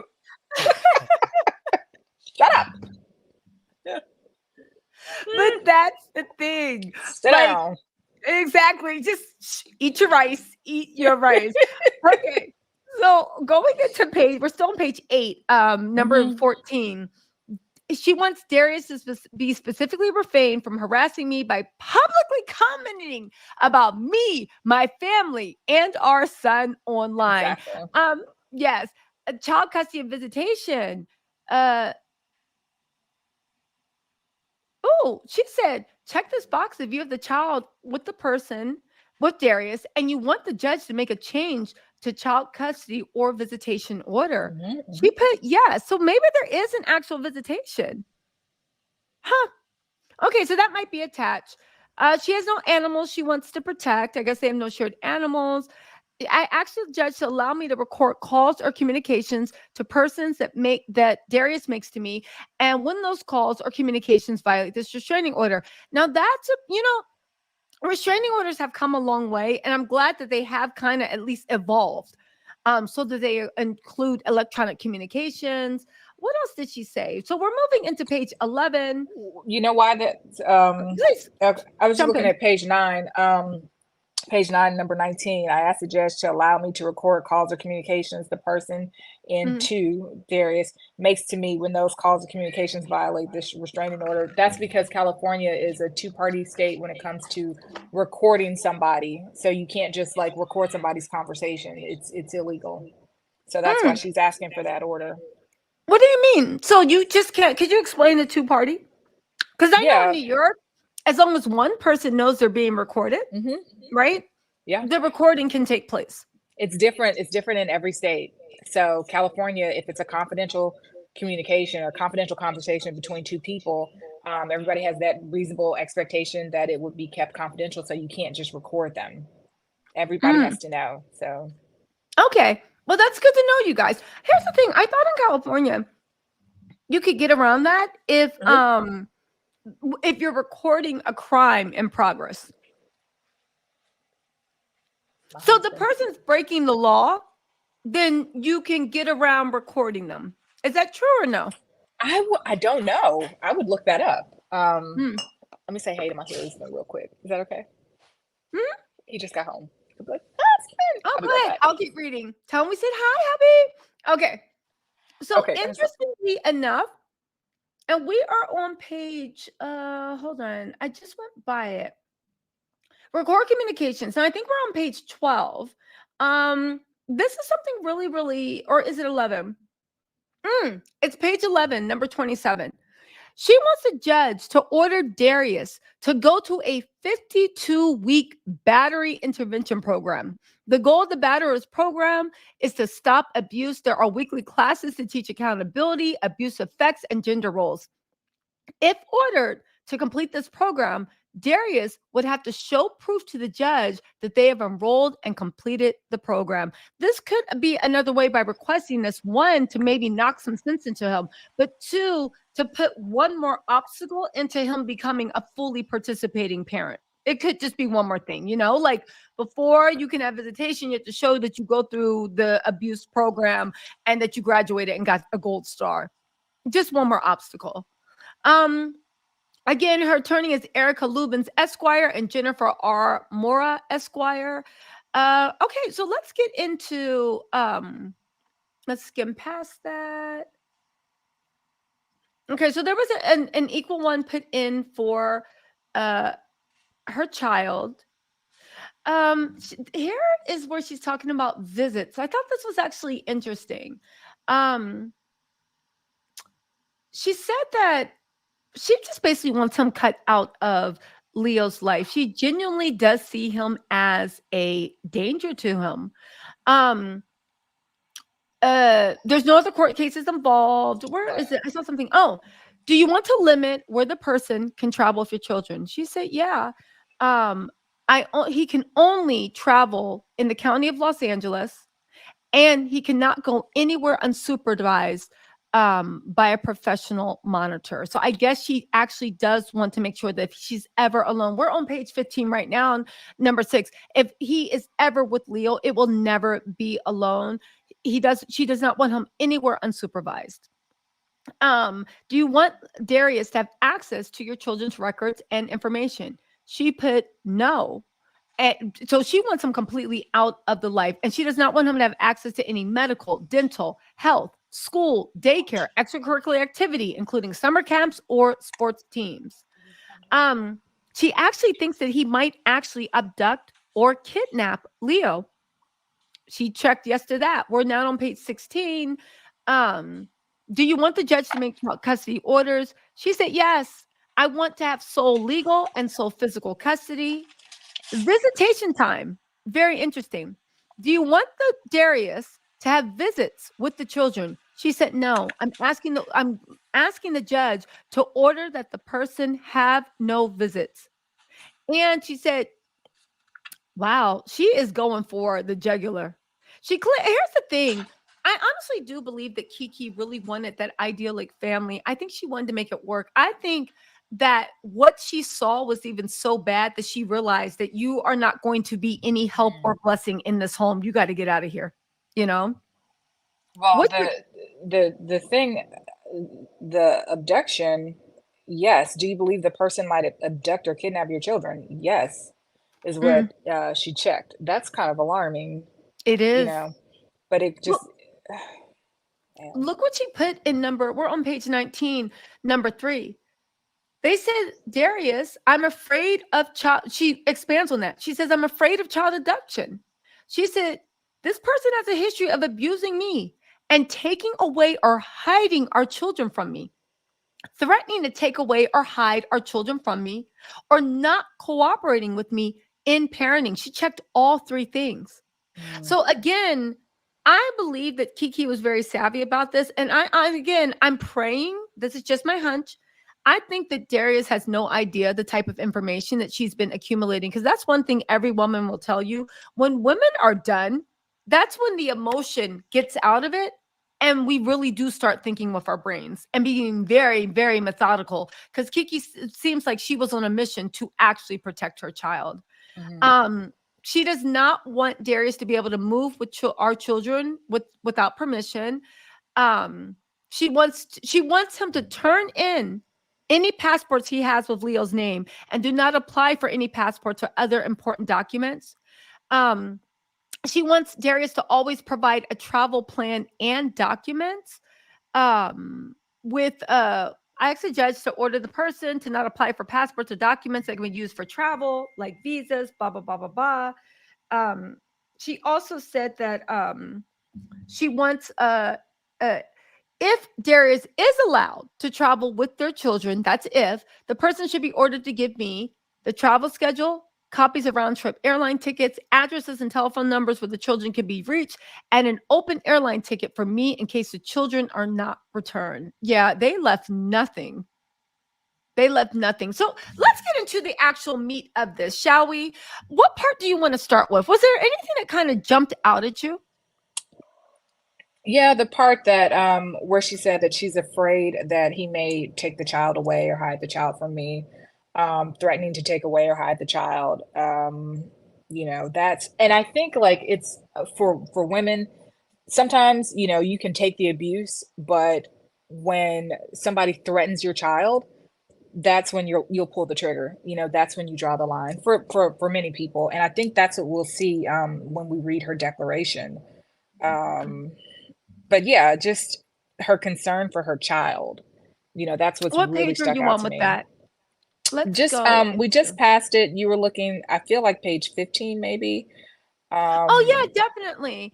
But if we get where into it's the yeah. actual restraining order, where she's Mhm. actually documenting it, was there a part that actually struck you as um Mhm. particularly It powerful? yes. Yeah, so the diaper change part, so that would be on page 5 of the declaration, number Okay. 11. And she talks Mm-hmm. about on September 26, 2023. I think that's interesting that she knows the specific date. And it says, I was concerned for Leo's safety after Darius became very frustrated with him when Leo was crying while Darius was changing his diaper. Darius started getting rough with Leo physically, and I stepped in to make sure Darius would not hurt him. Darius was angry, and it almost became a tug of war with Leo. Darius finally let go, and Leo was not harmed. But as I was holding Leo, trying to comfort him and finish changing his diaper, Darius hit me in the head before storming out of the room. So Oh, that's that allegation was kind of like, that's strong, and it's tough to read. it is tough to read and it's sad to read, but that's probably what actually put things over the edge. I think at the end of the day, I Mm, don't know how easily they give restraining orders or not. I do know that she came with evidence, and the fact that she said, um, when she talks about, imagine a judge reading that. But the very first paragraph they go to is when she said, uh, where was she? She said, ending my relationship with Darius has not ended his abuse. If anything, he's more unhinged, volatile, and dangerous to both me and our son. Again, you got to take that seriously, because mhm, at the end of the day, there's too many people that you got to take it seriously. She said on this past Sunday, November 5th, he trespassed into my home uninvited without my knowledge or consent and physically attacked me. Shortly before 11 a.m., I was in my home. That's another thing. She said this is shortly before 11 a.m., right?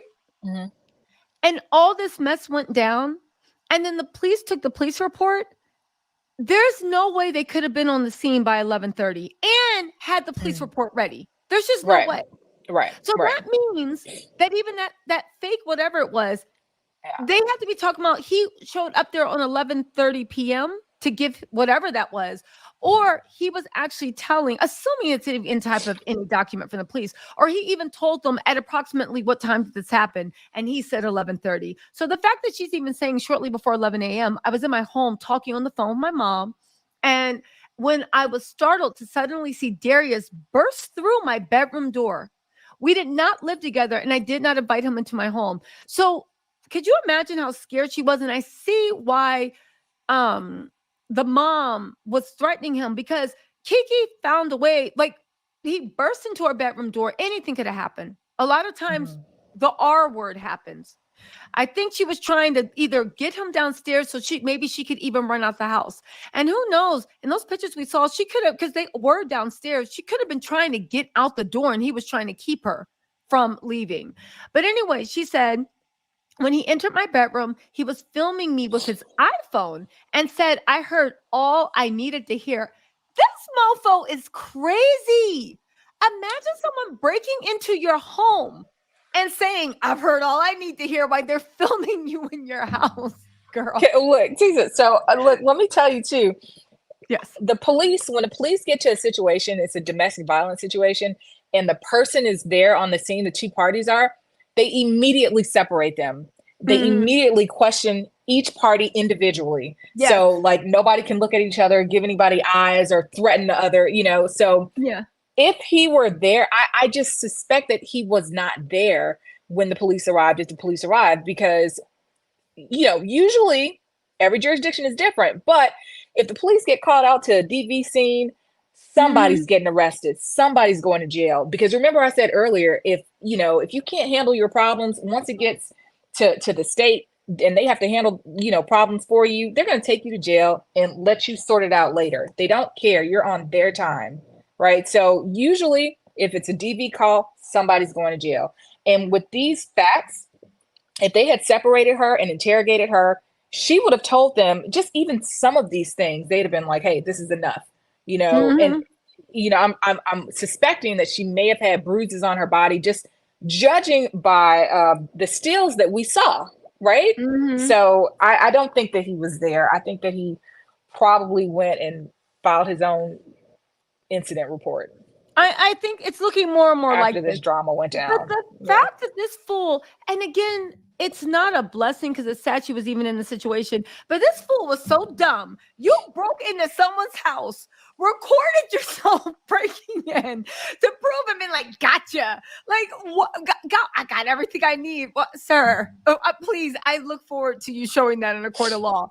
So this must be the recording that was promised to Armand. Anyway, I heard all I needed to hear. He demanded to see our son. I asked him to leave. He acted as though he was leaving. So I followed him downstairs to ensure that was occurring. However, instead of leaving, Darius sat down in a chair in my living room. We saw a picture of that. After continuing to try to convince him to leave, I moved around behind the couch to put some distance and furniture between us. And I was barely dressed and I was afraid of him. Darius kept repeating that he was there to take Leo, an 8-month-old baby who was being breastfed, to watch the football game. I explained I did not agree that Leo should go to a football game and that we had no confirmed agreement or plans that he would do so, and that Leo was not even at home. My sister, L'Oreal, had taken him to her former husband Frank's house to spend time with the family. I asked Darius again to leave. My mother was telling him through the phone that he was trespassing, and I told him again that if he did not leave, I was going to call the police. I tried to remain calm, but as I was again asking him to leave, he stood up from the chair. He walked towards me, and he made sure there was no furniture between us. He was yelling, leaning into me, getting in my face. At that point, he lunged at me, grabbing me by my neck and face. Oh my God, it's so sad. Knocked me backwards over the couch, stole my phone out my hands, and then ran out the house. This was all captured by my home security camera, which will be played for the court at the time of the hearing. Also, she did show evidence at the hearing. Yeah, it's gonna be played at the hearing in a couple of weeks. Yeah, the permanent hearing. Okay, thank you. she said true and correct copies of the screenshots from this video of him knocking me over and stealing my phone before running out the house are attached and marked as Exhibit A. Darius, I'm actually scared for Kiki. I hope she has security. This man sounds old, like unhinged. After Darius ran out my house, he hurried into his car and attempted to drive away. I blocked his exit with the recycling and garbage cans to keep him from driving away with my phone, and he nearly hit me with his car. Oh my God. It was only when my sister, her sister was there. It was only when my sister came out and there was another witness that Darius indicated that he had thrown my phone into the bushes further back in the cul-de-sac and got out of the car to retrieve my phone. This was also captured on the exterior security cameras at my Exterior home. security. So we've got Yeah. additional security cameras. To see him actually coming in at my home and will be played for the court at the time of trial. Both my mother, Sharon Palmer, and my sister, Laurentia Palmer, who was upstairs in my home and came running down to help me after she heard me screaming, poor Kiki, can provide cooperating testimony at this event. The police were called and arrived before Darius left. So he did flee before the police got there. So there's no way he had a... Okay, yeah. So that wasn't a police report. Whatever we were looking at, I'm willing to believe that wasn't.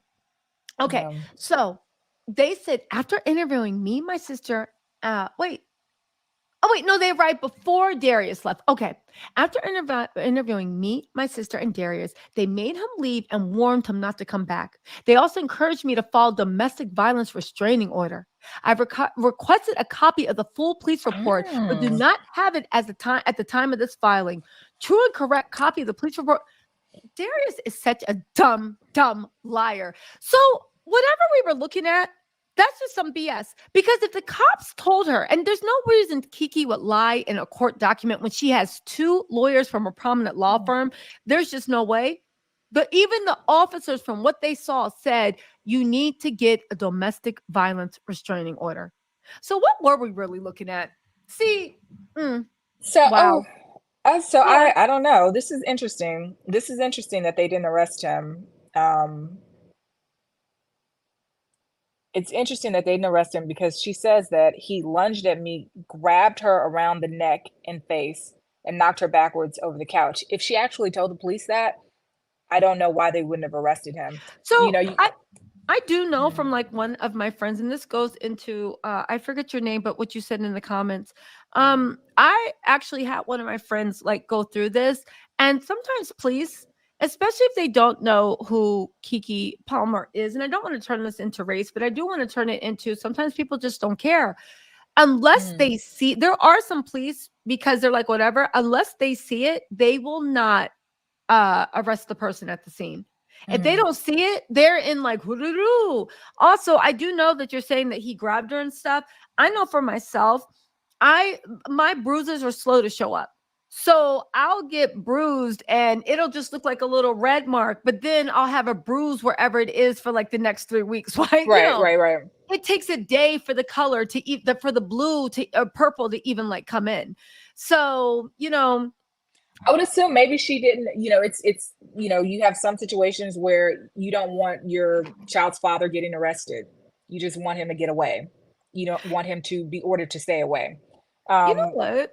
Or maybe it's also Kiki does have a high profile. She has movies. This is it. Maybe she was like, you know what? I don't want any record of arrest at my house because maybe it'll show up on TMZ. And she just wanted it to go so she could go and protect herself. You're right. Maybe she had actual reasons. The factors like, I don't want, because once an arrest happens, that mess hits TMZ like that, More importantly, it said previous abuse. February 13, 2022, Darius gripped me and body slammed me into the stairs in my home after becoming violently jealous and irrationally angry over a bikini picture. This was also caught on home surveillance video. Again, this is just the beginning of the first of multiple abuses. The fact that this fool literally was, again, it is to me like slavery. It is like a pimp prostitute relationship where somebody literally somehow cross all your boundaries to make you believe that you showing them a bikini picture is reason that they can lay their hands on you. She said, the incident this past Sunday was not about the first or even second time Darius is physically abusive with me. It happened multiple times throughout our relationship. Another time when I was caught. Oh my God, he's going down. Another time when it was caught on my home security camera and was on February 13th, 2022. Oddly enough, March 2022, everybody thought Darius and Keke had broken up because they had completely wiped their Instagram feeds of each other. Now we know why. He was trying to like convince her, I'll never do it again. And she finally forgave him. But she said on February 13th, 2022, at around 6:30 a.m., the night before, Darius became enraged because I shared a bikini photo of my workout results while we were attending a friend's party, except that I did not share this photo with anybody but him. I simply showed it to him on my phone as I was proud of what I had accomplished. Even though this actually shows she was in the throes of abuse, because even if you wanted to put that on the Summer Jam screen, who cares? You cannot put your hands on me for showing myself in bikini. Anyway, she said, yeah, she said, I was simply showed it to him on my phone because I was proud of what I accomplished. Imagine showing somebody your bikini photos about look the way my body looks, and you're expecting them to be like, baby, you look sexy, and they body slamming you. He said, on the drive home, I was worried that we would get into an accident because of how angry he was. This is common with abusive people. They use when they're in cars. So many people I know, they start driving crazy because again, it's all about putting that fear of God. Exactly. Thank you. Control. She said, I was worried we would get into an accident because of how angry he was. Darius spent the night yelling at me, not letting me sleep so he could keep yelling at me. In the bedroom, he slammed me on the floor. Oh my God. And slapped my head from side to side. The next morning, he was standing at the bottom of the stairs near the front door, screaming at me if I was coming down these stairs. When I was almost at the bottom of the stairs, he grabbed me around my neck and body slammed me back into the stairs. Again, this was captured by my home security system, and the full video will be played in court. Oh my God. She said the abuse during the relationship was not just physical, but emotional manipulative. Darius would love bomb me and make me feel like I was the most important woman in the world, only to get extremely distant and cold over the perceived insult to him. Again, he was training her. If I were at a party or event and I spoke with one person too long or looked at someone a certain way, he would storm off in rage. He's a punk ass, telling me I was a S or a ho, ho, ho, accused me of cheating on him and that I did not love him. Darius had a way of gaslighting me to make me feel like I was doing something even wrong, even though I wasn't. Ladies, let me just say this, pause.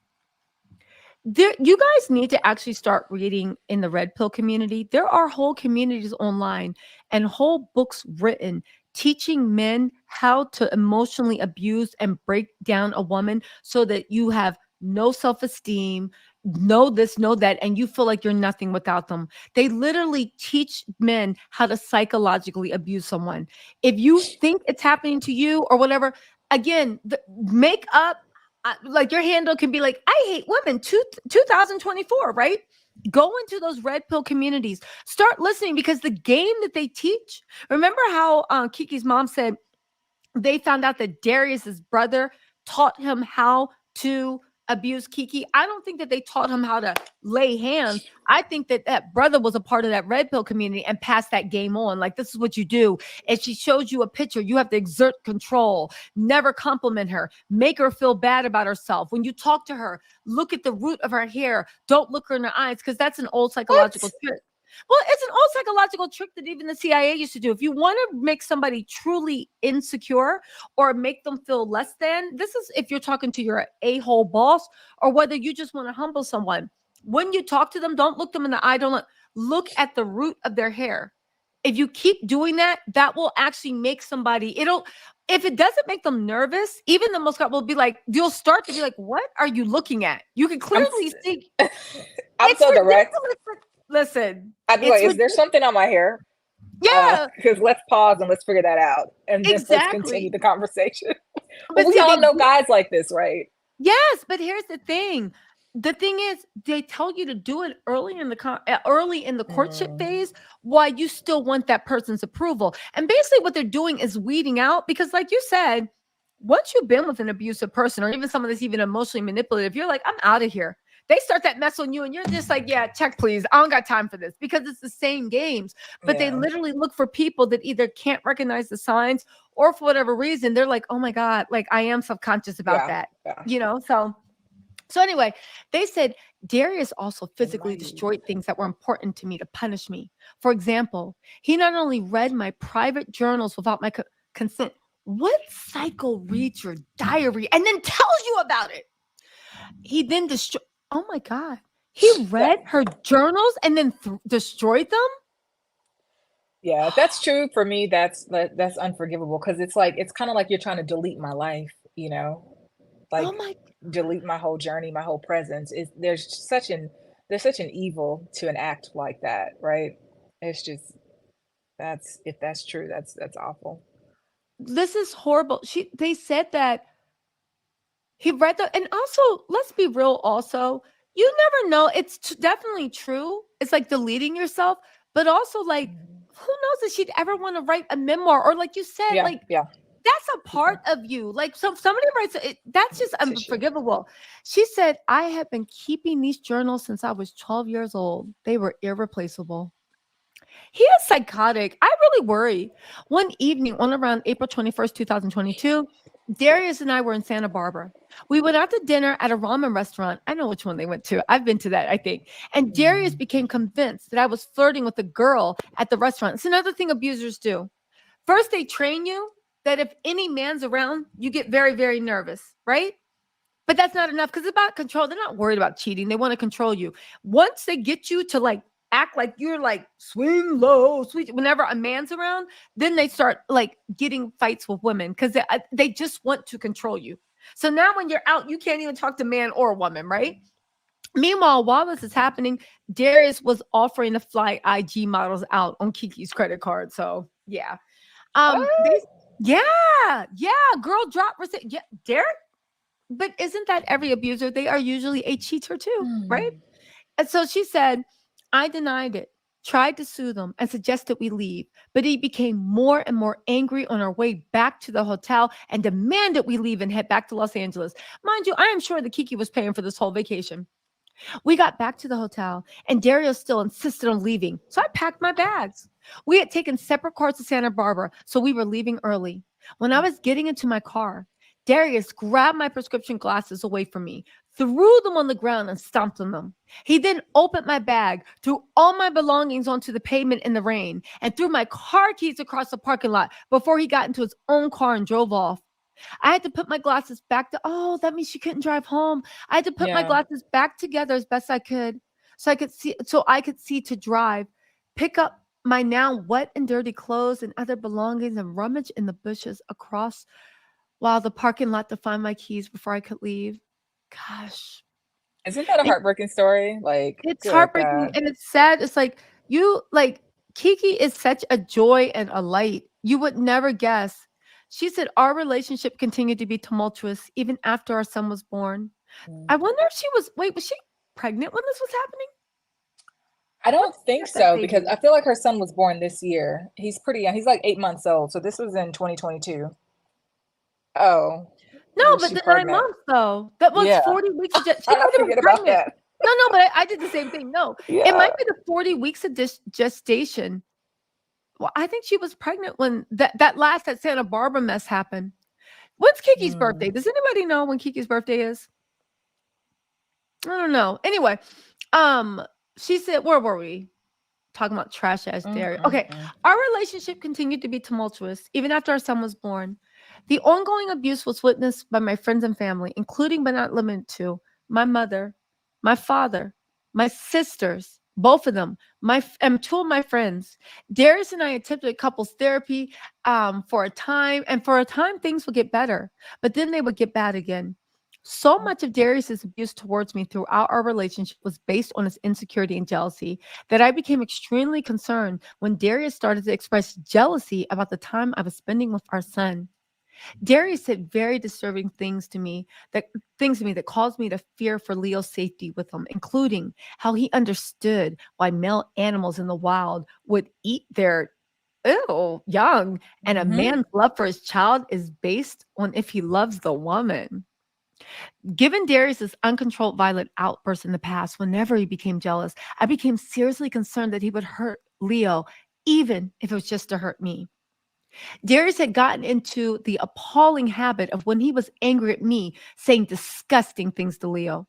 Darius would be holding Leo and saying to him, "Your mama is a hoe, a H, a C, a liar. No one wants her." Mm-hmm. What?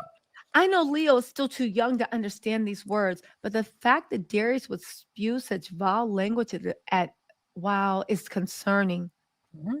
On September 26th, I was concerned for Leo's safety after Darius became frustrated with this is what you were talking about with Yeah. him when Leo was crying while Darius changed his diaper. Darius started getting rough with Leo physically, and I stepped in to make sure Darius would not hurt Leo. Darius was angry, and it almost became a tug of war. He finally let go, and Leo was fine, but I was holding him, trying to comfort him, and finished changing his nappy. Darius knocked me in my head before storming out the room. Wow. I can't believe that she endured all this. And I can't believe that anybody would read this and read that she had security footage and actually even doubt or guess. Again, if anybody needs more evidence, and that you, baby, you are an abuser or an abuse, I don't know what. I don't know what you grew up seeing, but please seek therapy before those generational curses like fall down to yourself. You guys, listen. What's your thoughts on this? Um, do you think that in any way, and I know you've spoken this, but before we go, I just want to Mm-hmm. ask you: do you think in any way that this public media campaign that he seems to want to go after, do you think that in any way it'll make a difference if Kiki can prove everything that she's saying in this document? Absolutely not. I think that it's important for him to save his public image. I think he was thrust into, the spotlight because of this relationship. But no judge is going to know who he is. Like this, everything that he's doing to rehab the situation in his favor in the public, he's just doing that for himself. But Mhm. the judge that's on the bench has no idea of who he is. Probably doesn't know. I know I love Kiki. We all love Kiki. We've known her for years, watched her grow up.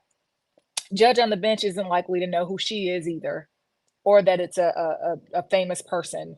Mhm. It's just going to be a run of the mill case. They will Mhm. recognize probably the attorney from the law firm, because people who deal with domestic violence deal with family law. They deal with DV judges or Mhm. family court judges all the time. So they'll just recognize the attorney maybe, but that's it. Mhm. But You I know, think what he's doing is for himself. for himself. Hmm. So what's the odds? And I know that you don't directly deal with family laws for Oof. custody, but what do you think the odds are that one, just based off of what she said in that last incident, that he could be arrested? And what's the odds that if he ever violates the restraining order, that he will actually be arrested? And I say this from the point of view, Mhm. and just to know where I'm leading you, I really honestly do fear read it, because I've read little bits of it. It's my first time reading it in entirety. It paints such a scary picture. Yes. I think he does seem that he might take them all off this earth. Like, I'm not joking. So what do you think the odds are of how strict courts take restraining orders and domestic violence, assuming the person that took the restraining order will report if there's violations? Again, it's every court is different. First of all, every jurisdiction is different, with culturally how they handle things, but every judge is different. And it just depends on their experiences and what they've seen before. Mhm. I think Okay, these this is just incidents, your guess. If you had to yeah, guess, I know you can't predict. I think if you violate the restraining order, you can get arrested if she reports Mhm. it. The question is, will she report it? You know, she is a pretty big name person, and now like a lot of eyes are on her, and a lot of eyes are on this situation. You know, is he going to be crazy enough to violate the restraining order with all of these eyes, you know, on the He got situation? served. He got Yeah. served, and he put "See you soon, son." And he posted a He took Twitter. that down, right? He took it down. Yeah. But this is after he was served. He He put "See probably you didn't soon, read it. son." He probably didn't read through it. He probably got served, got angry, you know, and just was like reactive. And then when he read through everything, or when somebody called him and was like, yeah, read through it, I think you probably aren't allowed to do that, you know. Yeah. Or whenever they consulted with whatever number of attorneys, or one attorney in particular, they were like, clear everything off your social media. You know, Yeah. I would have said, just delete everything, period. Just go dark. You Yeah. know, because these people in the public social media, it doesn't matter. Like, they're enjoying it. This is a fantastic story. You know, you got to think about, you know, his real life, you know, so, but yeah. And again, these are just the allegations that she decided to put in the declaration that probably weren't too humiliating. Who knows if it gets worse than what she's put on here.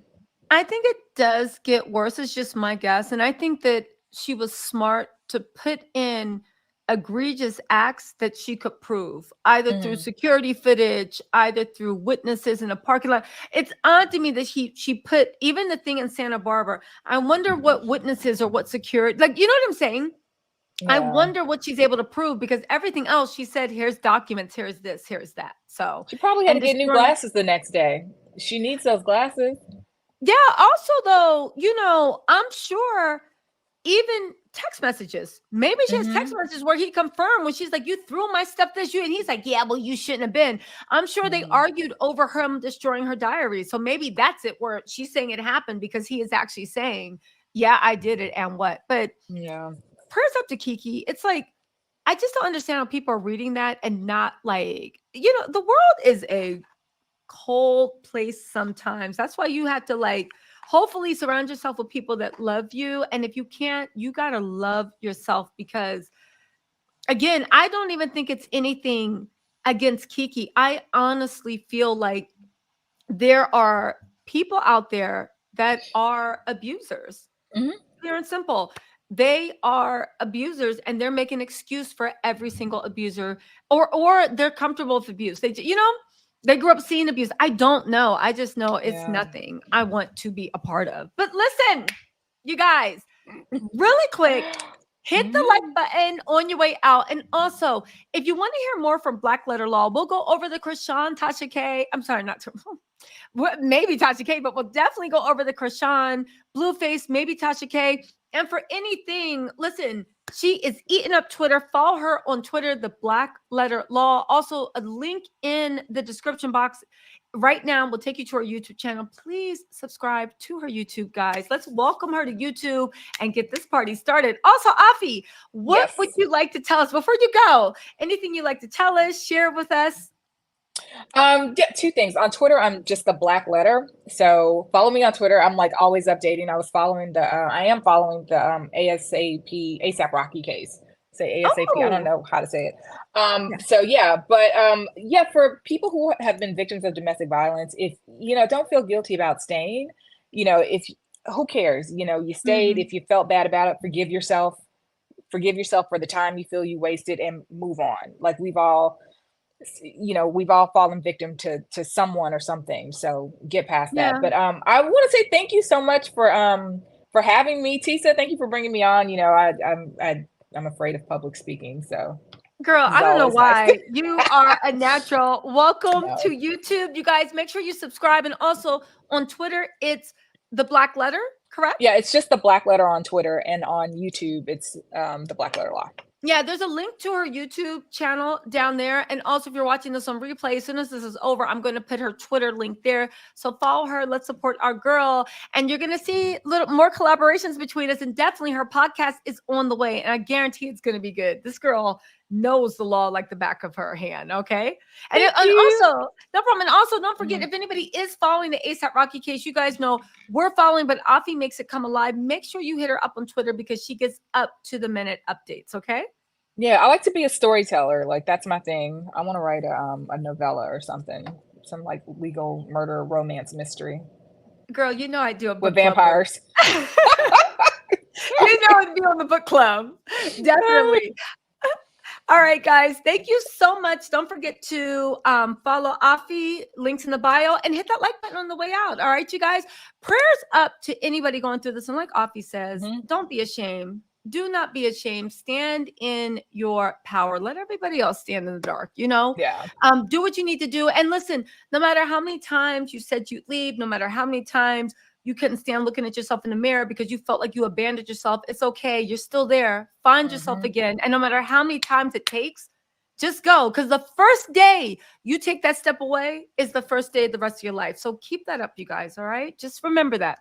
Just remember that. Don't ever let anybody tell you it's too many years, too much time. Believe in yourself, because the first day you step into that light, the world's going to shine on you. Okay. Yeah. All right, guys. And prayers up to Kiki and hopefully Darius. Ugh. Anyway, y'all. Thank you so much, Afi. Let's just end the stream right here. Bye, All right. guys. Bye. Bye-bye.